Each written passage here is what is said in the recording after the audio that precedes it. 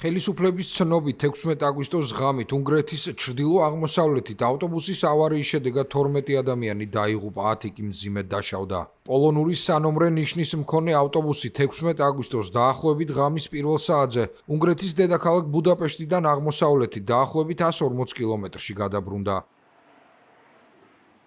გვიან ღამით პოლონური სანომრე ნიშნების მქონე ავტობუსი მეზოკერეშტესთან ახლოს M3A გზატკეცილზე მოძრაობდა. გაურკვეველი მიზეზების გამო მძღოლმა საჭე ვერ დაიმორჩილა. ავტობუსი გზიდან გადავიდა, გადაბრუნდა და თხრილში აღმოჩნდა. ავტობუსში 50-ზე მეტი ადამიანი იყო.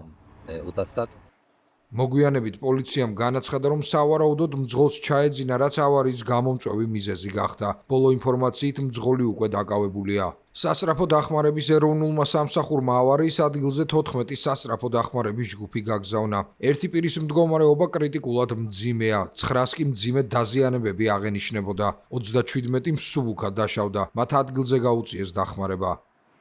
მეხანძრეები მეზოკევეშტიდან პირველები მივიდნენ ადგილზე და სამაშველო ოპერაცია დაიწყეს.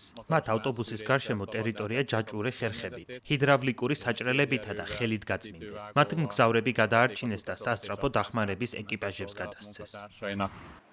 დაშავებულები მიშკოლცის, დებრეცენის, ნირეთჰაზისა და ეგარის საავადმყოფოებში გადაიყვანეს. M3 ავტომაგისტრალის მონაკვეთი, სადაც ავარია მოხდა, გამოძიებისა და 24 ტონიანი ავტობუსის აწევის ტექნიკური ოპერაციების გამო დაიკეტა. უნგრეთის პრემიერ-მინისტრმა პეტერ მადიარმა Facebook-ზე გავრცელებულ განცხადებაში სამძიმარი გამოუცხადა დაღუპულთა ოჯახებს და მადლობა გადაუხადა სამაშველო ოპერაციაში ჩართულ ყველა პირს.